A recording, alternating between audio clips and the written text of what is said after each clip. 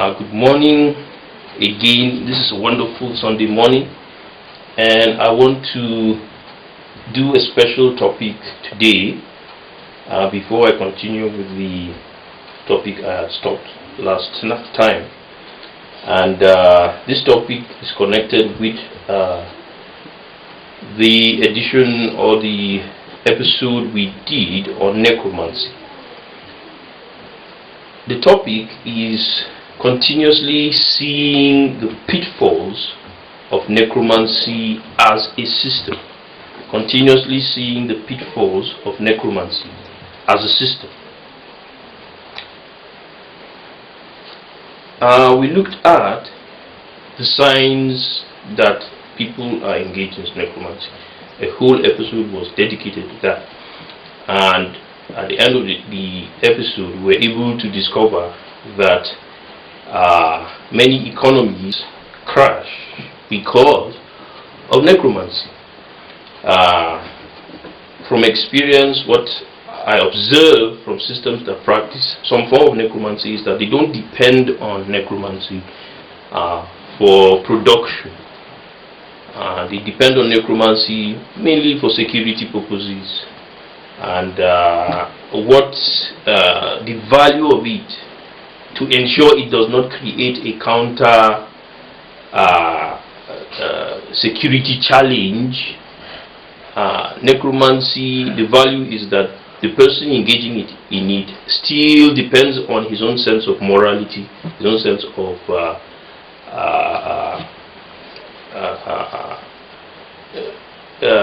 refusal to depend on the system for production, for the sources of production. Discipline, as it were. Discipline from within. And once there is no discipline from within, there is no how you can ensure security, even while practicing necromancy. And the problem with us human beings is that we often lack a sense of ingenuity. And so when we see a system of power, we depend so much on that system of power for everything. It's the same thing that happens with technology itself. We see technology as just an end in itself instead of a means to an end. I remember when I used to own a business center, and that time computers had just come into Nigeria, and they were not very popular. And one of the things we experienced as owners or workers in the business center is that somebody will just come and he will give you an impossible task. Produce this thing. As far as the computer, once he believes once you run that thing into the computer, everything can just come. Too much optimism, too much belief in the computer.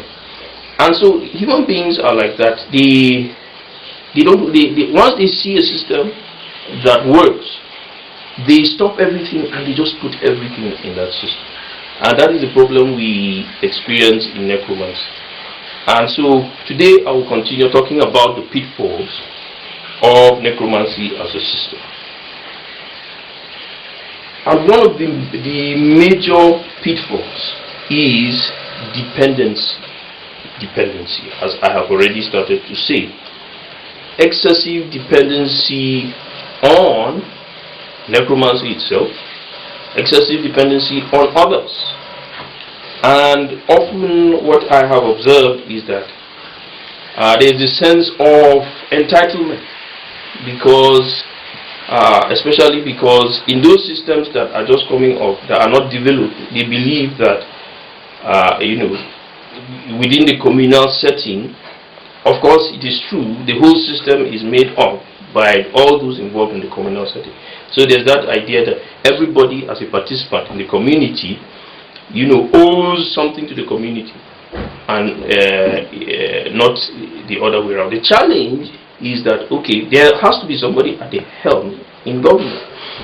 And what that creates is that person who comes and becomes in charge of the physical government on ground becomes God, literally. And so this is a very dangerous weakness of necromancy. It's a very dangerous weakness of necromancy, because the person himself is just a human being. Probably depends on technology, uh, resources, physical resources on ground, and yet the people attribute to him as a god.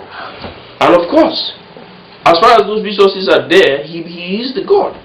And then becomes a tyrant, begins to kill, begins to do all sorts of things, and there's nothing as far as there's that excessive dependency on the system, combined with necromancy or technology. The person, as far as has the helm of power, becomes God.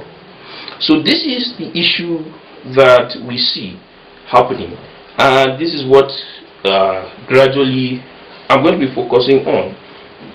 And at the end of this video, I will be able to come to that conclusion that this is going to hasten the Armageddon, as it were, that will come, and not necessarily because Jesus is coming, no, but just because there is going to be an Armageddon, because people become weaker and weaker, unable to imagine out anything, unable to have anything, any creativity of their own, just depending on so-called government or resources that are not there, are not visible.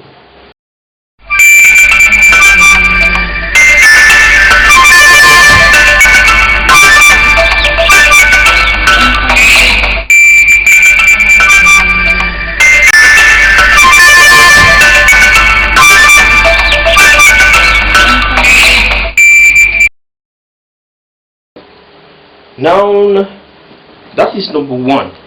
Dependency is a very great weak point of necromancy, and more so in necromancy than in just mere technology, because necromancy is, like we said, witchcraft, and of course you know that that is not something that is always available. One of the things observed in systems of necromancy is that they even fail to ensure the very basic thing that is sought after, which is security. You know, reason is sought to intimidate, reason is sought to steal, reason is sought to kill, when actually the system is supposed to protect from those things. Because it is not a system that human beings actually wield by themselves, and it is still limited to the very weaknesses of the other system, in that it depends heavily on the moral aptitude and the integrity of the person practicing that very system. So, having talked about that, false imaginations. How does this system experience weaknesses? Through false imaginations. I've often woken up in the morning and I found somebody out there depending on my sense of imagination on what he or she is going to do in the morning. But you see, the problem is this. From time immemorial, human beings were created with something special. And what is that thing that is special? Their sense of imagination. But how does the imagination just come from nowhere? No, this is the problem that we have, both in the sciences and in the non-scientific arts. There is a problem with this. Human beings don't quickly accept that their imagination comes from somewhere. They believe that they are the source of their own imagination. And I just want to deal with that a little. Now let's go back in our imagination to when the first man and the first woman came to the earth. I don't know, the atheists say that they evolved, okay, into human beings. Of course, the religious texts tell us that they were created by a deity and they were put on earth. Whatever is the situation, whatever the case, let's imagine how they must have felt finding themselves on earth. Wow. First of all, they began to use their senses of observation, their eyes, their ears. First of all, maybe they didn't start talking, but they were able to use eyes and ears. They heard the birds singing. They heard the wind. They felt the wind on their skin. Okay, they felt hunger. They heard all sorts of things. They saw the beautiful things that existed. And somehow they began to consume some of that food because they felt hunger. Somehow they began to rely on some of those things they saw that were already available for shelter, for warmth. Okay? And from there you can go on and on. And somehow the point at which there is a little question is, when resources became scarce, how did they survive? How did they know the difference between a poison and what is supposed to be food? You know, so that is the gap in this whole thing, and that is where religion and science begin to argue. Okay, religion says yes, there was a God who had to show them, okay, this is poison, this is food. I have to teach them how to survive. But in science, it says what? They learned by just experience, by trial and error. You know, and that is why it took thousands, millions of years. Now, this is the point of disagreement, okay? So,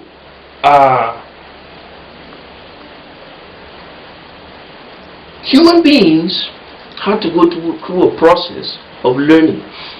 And to the point we are now, that we are so advanced, we are able to create magnificent things. And if you look at it historically, it took thousands of years to get to this point. So at that point, we see the Bible coming in, the Christian Bible coming in. And I want to look a little bit into what it says here in the first chapters of the Christian Bible, which draws very significantly from the Jewish Torah, just to remind us. And it says what? Genesis chapter 1 verse 1. In the beginning, God created the heaven and the earth. And the earth was without form and void, and darkness was upon the face of the deep. And the Spirit of God moved upon the face of the waters. And God said, let there be light. That was the beginning. He first said, let there be light. And when the scientists studied the solar system, they discovered that this is true. That it is the sun that is responsible for life on earth. So from here we see that when he said, let there be light, that is when things began to happen. Vegetation, when you read down from verse 4 right down, you see vegetation began to grow, an atmosphere formed. You know, a very detailed description of what really happened. And so we are helped. Religion helps us to understand, to jump from trying to just figure out how life formed on earth and telling us straight, this is how life formed on earth. And we continue to read, you can see all that. Though it is hidden in some kind of allegorical description, it is described right down to chapter 31 of Genesis. Then when you go to chapter 2 verse 15, and he says what? And the Lord took the man and put him into the garden of Eden to dress it and to keep it. And the Lord God commanded the man, saying, of every tree of the garden thou mayest eat. Okay? And when it comes down, okay, he says what? In verse 20, he says what? And verse 19, he says, and out of the ground the Lord formed every beast of the field and every fowl of the air, and brought them unto Adam to see what he would call them. And whatever Adam called every living creature, that was the name thereof. And Adam gave names to the cattle. The first step in exercising that observatory power that I talked about is explained here. Just as a scientist would assume it happened, That is how it happened. God brought animals to the man and says, name them. So he kick-started human imagination, human ability to interact with his environment and to create things of his own by naming the animals that were already there. So you see, this is what the religion helps us to do. It kickstarts the process. Rather than trial and error, there was a kickstarting of a process of intelligence, of ingenuity, of interaction with the environment we find ourselves. So we can avoid false imaginations. And one of the weaknesses of necromancy is false imaginations. You know, people are accused of things they never did. Somebody does something and somebody else steals it just because he's in that vicinity and goes and earns from it. Well, the theory is that we are all together, we are one. But if you benefit from it and the other one does not, how does that make us one? You know, this is what we see in societies that are just beginning to imbibe necromancy.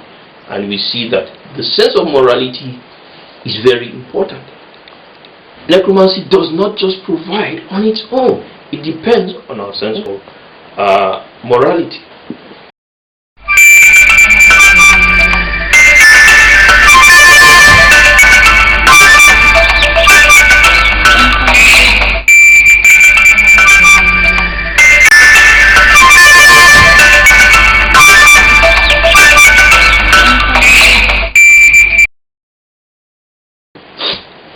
Okay, the next point is no imagination at all. No imagination at all. Like I said, often you wake up in the morning and somebody is waiting for you to play a video, for instance, from your phone. And from that video, he doesn't care where that video came from. He is going to build a legitimacy for whatever he's going to be doing that day. And I wonder, you could play that video in your own head. Why is he afraid of playing the video in his own head? Making up something in his own head? Because he's afraid that somebody else is going to depend on him. And that's what I discovered in this system of necromancy. Because of increased population, many people are idle, no imagination at all, and they are depending on others to put the blame on another person. Now, I would defend the child who does that. Yes, because the child is a child. The child is still learning. But an adult, it gets me worried. You don't know what to do in the morning. You don't know what to put your day on, to blame your day on. When you look at what we see in Genesis chapter 1, you find that God kickstarted this process for human beings. And from there, just by naming those animals, he understood that his duty was to look after the world that was already there. The wonderful resources, the trees, the fish in the sea, the birds in the air. So many resources. And he understood that his duty was to begin to look after these things. And I began to think this morning. My daughter woke up and she started peeling potatoes. After talking to her mother, she went to the kitchen and started peeling potatoes. And I said, wow, what if there was nobody to peel potatoes in the morning? Would we have breakfast? And then it went further. I said, look, who was the person that went to the farm and planted the potato? If somebody did not wake up in the morning and say, look, come rain, come sun, even if it's hail falling down, I'm going to go out there and I'm going to plant potatoes. How will we get that potato on the table? And this is one thing I've been discussing a lot over a few years now.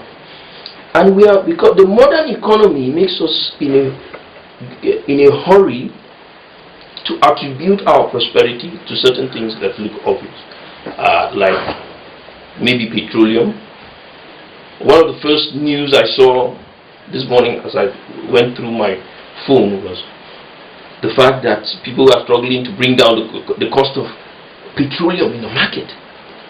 And we are so quick to attribute prosperity to petroleum.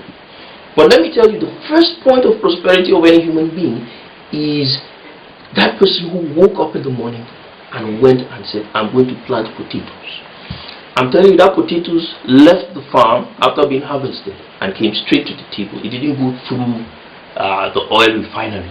Sorry for you that some of you young people of nowadays that think that everything goes through the petroleum refinery or through the power station.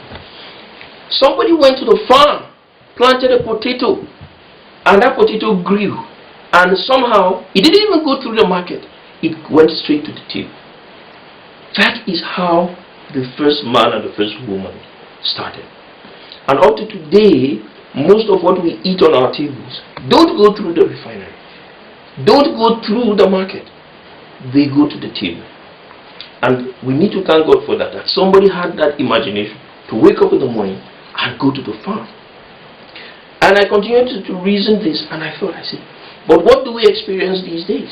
Because of the urban economy, somebody can go to the farm, can have that imagination, can go to the farm and plant a potato for somebody else to eat, whether himself or that another person to eat. And there will be another person to go to that farm holding a gun or holding whatever device in his mind to stop that person from planting. And why does this happen? Because one of the things I discovered is the dependence on necromancy. The dependence on necromancy. Because necromancy fails in the genuineness of the source of an imagination. It fails to provide the practitioner with the genuine source of an imagination. And the practitioner assumes that the imagination itself can produce potatoes without the person who imagines it actually going to the farm to till the ground and to plant potatoes. This is the problem with necromancy, especially necromancy practiced in the modern setting, in the modern economy, the urban economy as it were. In those days, when we continue to read the Bible, that is the importance of religion. It helps us to understand some of these things. When we read the Bible, you can also read that in history. You discover that the practitioners of necromancy in those days would actually gather themselves in an urban setting and will go and attack those planting in the fields and harvest their crops. Instead of them harvesting their own crops, they will form armies, go and attack people. And that is how the urban kingdom started, and they became terrorists and they began to enslave people. So necromancy has been a problem from time immemorial, and because it refuses to accept that human beings are responsible for their own moral standing, for their own moral existence. And this is the importance of faith in Christ, faith in Jesus Christ. So we will continue from there and we'll look at other issues concerning.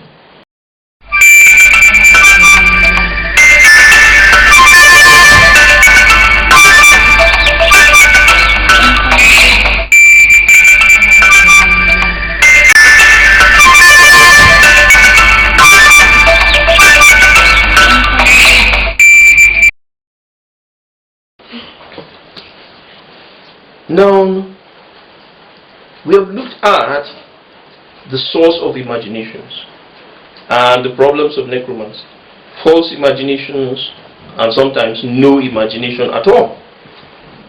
And we need to continue. These are things that you can continue to talk about, and to emphasize hard work, emphasize the importance of imagination, not because we have imagination in us, but because God has already created what we have, what we need for life and godliness.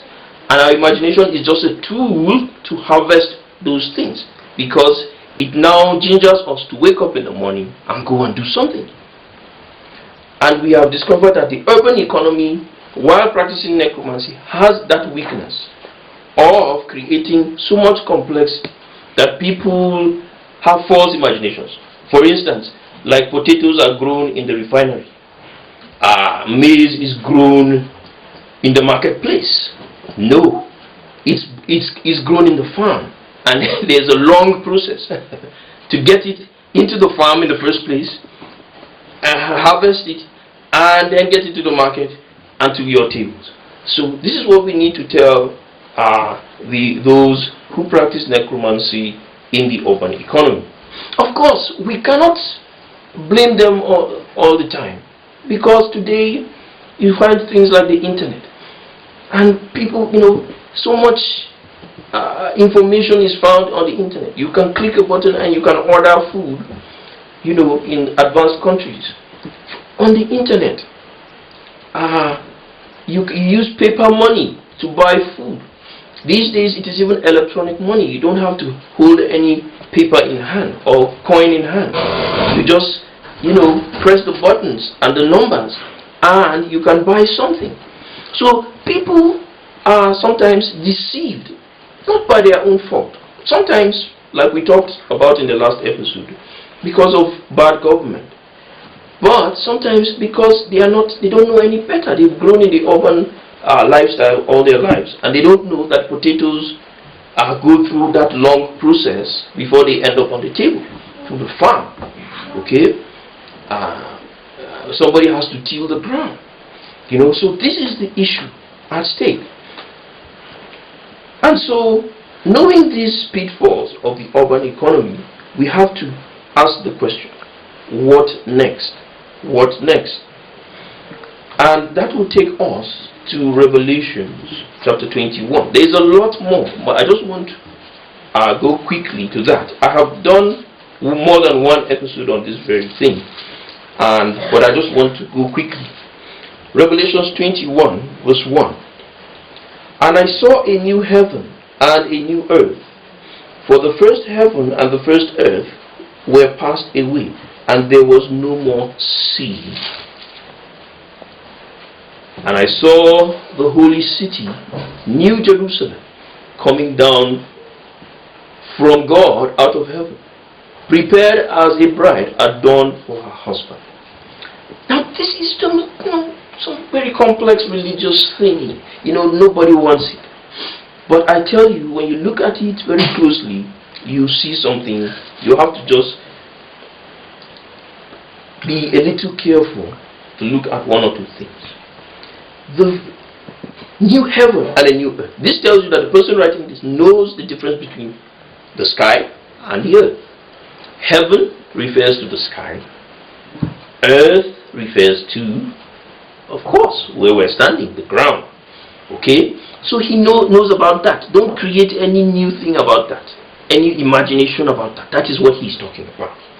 Now, number 2. For the first earth were passed away, and there was no more sea. Now, we don't know how that happened. How did the first earth leave? He's talking about this world being destroyed, probably, or being so changed that you don't recognize it anymore. That it will no longer be like that. And at that time that he was seeing this vision that he saw, there was no sea, no water. That means when you go out to the ocean, you won't see anything, just dry land. And the climate people will tell us that if there's a particular kind of climate crisis that will happen, that of course the whole sea will dry out or will freeze. Okay, so different scenarios give birth to different things. In another scenario, the whole world will become a water world. But in that scenario, there won't be sea. There won't be sea anymore. It will just be land. Okay, so that could be earth, but that is a devastating situation that this man is seeing here. This person called John, he was the one who wrote this book of Revelation. And you think that it is a doomsday scenario. But in the next verse, he says, and I saw the holy city. I, John, he said, saw the holy city, New Jerusalem, coming down from God out of heaven, prepared as a bride adorned for her husband. Then hope. In the midst of despair, hope comes. A new city coming from heaven to earth. He calls it the New Jerusalem. Now you have to understand what he's saying. In those days for the Israelites, Jerusalem was everything. It was their capital. It was a sign that they had a homeland. And it still is. And in the face of despair, where there is no sea, water is a sign of hope. But there is no water. Jerusalem comes from heaven, and it comes and a new Jerusalem is established here on earth. Hope. Now, that is a message on its own. But what does that remind you of? Some science nerds will tell you very clear. That sounds like Mars. What Earth does not have water?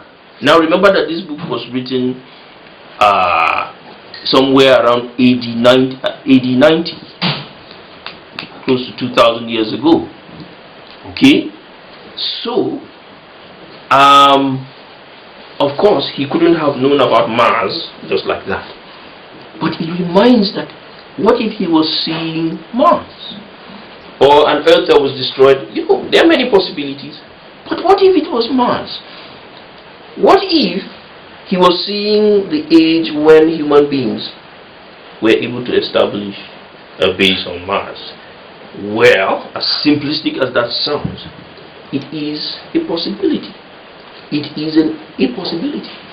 And you see, whatever you think of the Bible, even if you don't believe in God, the Bible is telling us things we see happening today.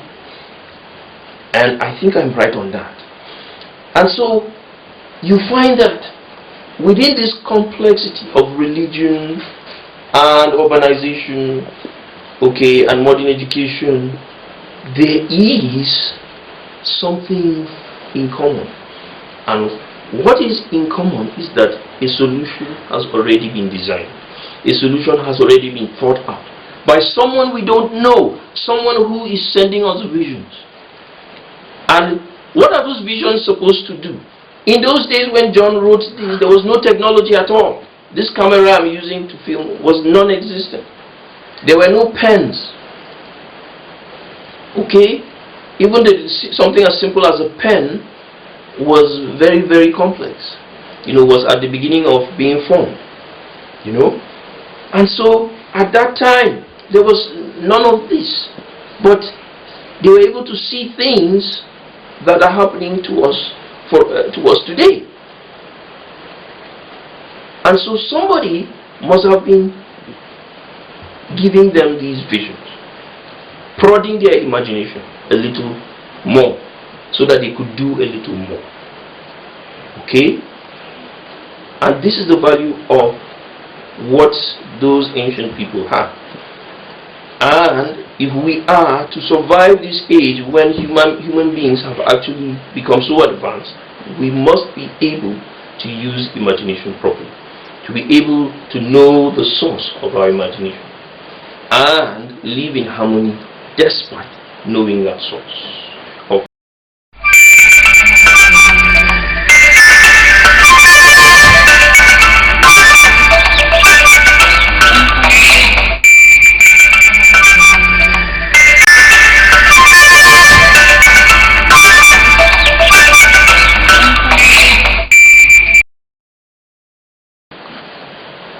So, that was something to think about, isn't it?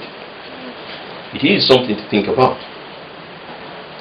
From there, I want to divert a little and talk about the humanoid called man. I want to spoil your imagination again. Every day we talk about meeting aliens, humanoid beings that look like us. But consider this a little. What if we ourselves are actually humanoids? What if? And the person who actually created us is actually the real human being. In many ways, this is what the Bible tells us, and this is what Christian faith believes, that Jesus Christ is actually the real human being. Okay? He is the firstborn of many brothers and sisters. That is what the Bible tells us. He is the heir to the throne, and he has accepted us as co-heirs. So what this Revelation 21 is telling us is what his plans are for us, to perpetuate human life on earth and in the universe, because he is the first man of many brethren, and his aim is to perpetuate human beings. One of the things I love talking about is how useless human beings are. I think I've done a video on this one. When you look at it, without human beings, there are many animals that can look after the earth. There is what scientists will call the food chain and the food web, and this works in harmony. And in fact, it looks as if human beings are actually a source of disharmony many times. So this leads us to understand that our purpose is greater than just looking after the earth. Okay, our purpose is far beyond the earth, and that is the purpose of this man called Jesus Christ. He created the first man called Adam, and he is the second Adam according to Romans chapter 5. And he came to reassert this destiny of human beings. And this destiny is to bring the kingdom, what is called the kingdom of heaven, to earth. And this kingdom, the way John saw it, he goes ahead to describe how he saw the kingdom.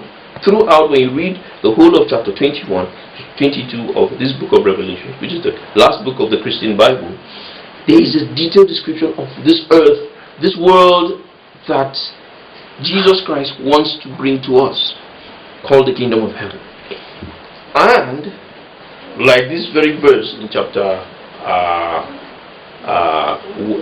21 verse 1 to 3, you see that there seems to be a connection to our development as a species, technological, sociological, and philosophical. And this is so important to understand the destiny of human beings, so that we stop emphasizing minors and things that are not important, and emphasize the things that are really important. It is the nature of every human being to be optimistic about a miracle. Okay? Something wonderful. Of course, we found ourselves on this earth and we did not create it. Okay? The resources are there. And of course, there's a tendency to be lazy and to depend on another person for what he will do in the morning. To depend too much on government to do everything for you. But actually, the destiny of human beings is to be creative. The destiny of human beings is to create a system that surpasses or matches, at least matches, what God himself has created. Okay? And this is what the Bible says. Forget about the religious mumbo jumbo, and scientists are so, they always emphasize the religious mumbo jumbo, but this is actually the aim. It was the beginning. Just because that first human being, as we see today, look at how dumb we are. A lot of scientists like Neil deGrasse Tyson talks about how dumb human beings are. We are so dumb. We rely so much on crisis. So what about the first human beings? You think the first human being created would be so intelligent? No. That is why he had to go through religion, so that he could mature and become who he is today. He had to be spoon-fed, practically spoon-fed. So this is what I just want us to understand here.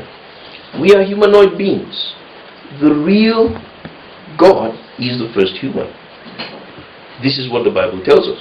Although he is more complex than we are, okay, but he is the real human, the top in the hierarchy, okay, in the food chain. Exactly. So this is the issue. Finally, before I close this episode, I want to talk about what necromancy has turned humanity into. Necromancy will turn us into the last civilization in the new universe. I believe this. Many people may not agree, but I believe this. It is not a system that we are able to manipulate. This first human being, who is God himself, who is Jesus Christ, he is the owner of everything miraculous, and he alone knows how to wield miraculous things. And so it's just like giving, our misunderstanding of nuclear technology. We cannot handle it. It is the most feared technology on earth because it's potentially dangerous. That is what the miraculous and the spiritual realm is all about. And before we can handle the spiritual realm, we need to be careful. We need to stay away from necromancy as the first port when dealing with human development, when dealing with human improvement. We need to emphasize, as Genesis chapter 2 verse 10 to 15 does, observation as the first part of human improvement, human development. What we observe, we are able to harness through our imagination, through a little trial and error, to build this thing. Yes, you can call it science. The Bible is not against science. It is all for science. And that is in fact how human beings will progress, how human beings will become better. Necromancy has turned us into people who hate one another because we cannot see the source of production. We don't know where the source of production is, so we enslave one another so that because we feel that the other person has that special thing we need. The story of Cain and Abel. Cain did not know the source of Abel's favor, so he thought that if he killed Abel, of course the favor would return to him. Okay? So this is what necromancy does. It is not an end in itself. It cannot give us what we need. We cannot depend on it everything we need. We need to instead harness our imagination into hard work, into study, into storage of information, as science has become. And the first storage of information is the Bible, of course, the religious text. And from there, education started, and from there we have science today. Although it took a little conflict to establish it as a separate discipline from religion, but that is what happened. And so necromancy, especially practiced by people who are not hardworking, who are not loving towards one another, is the source of the next Armageddon. And I tell you, it won't be a sane, hardworking person that's going to push the button to a nuke. It's going to be someone who thinks that by doing so, he can get power or resources that are unfathomable. And that is the secret. What is that thing that is unfathomable? That is what necromancy claims. Oh, there's something out there, unfathomable. Oh, I must tap into it.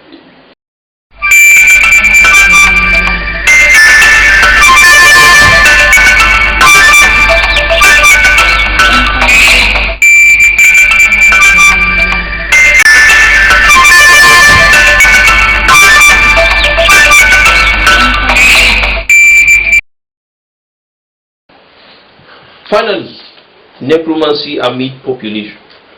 We just talked about the threat of a nuclear Armageddon. Humanity has gotten a very powerful tool, the nuclear bomb. Okay? And because of our misunderstanding of one another, there is always a threat of nuclear warfare. Believe it or not, this is getting worse and worse every day, because the population is increasing daily. And the more the population, the more people depend on one another. The more people who don't know the source of production, the more people are going to fight one another for resources. And this is what necromancy creates. Okay? And so, at a point in time, it has been rumored, I don't know how true this is, but from very high sources, that even the climate protectionists have resorted to population decimation as a tool for stopping or halting climate change, because the more population, the more climate change, as it were. And this should be a very, very threatening information for us. Okay, if somebody as good as a guy who wants to save the earth would think that we should kill people to get that done, you know that we are in trouble. The more the population, the more there is a threat of a nuclear Armageddon. And so we must begin to discuss ways of stopping this trend. And the truth is, we must look at how we can halt excess population safely, not in that way, but safely. And we must talk about Planned Parenthood, okay? Pro-life Planned Parenthood. This is an issue to look at. And we must also look at fair and equitable distribution of resources. And this, like I talked about in the last video, can only be done by educating people and educating them well. We really cannot have somebody thinking that potatoes are grown in the refinery, in the oil refinery. We can't have people thinking, although yes, potatoes can be grown in a lab, okay? Greenhouse farming is the beginning of that. But yes, let us try to help them to understand the value of greenhouse farming, as opposed to, buying potatoes in the oil refinery or in a computer lab. Well, I wonder. Okay, we need to educate people, give them a balanced education. And must stop the proliferation of con people who have a computer and the internet in their houses, and all they need to do is just to float a fake website, and they can con hundreds, thousands of people of their money. This is how to begin to save the planet. This is how to begin to build human beings and to begin to be optimistic about a future where humanity will colonize the moon, colonize Mars, and make the earth itself a beautiful place to live in. I am David Dungi Chinke in Searching the Heart today.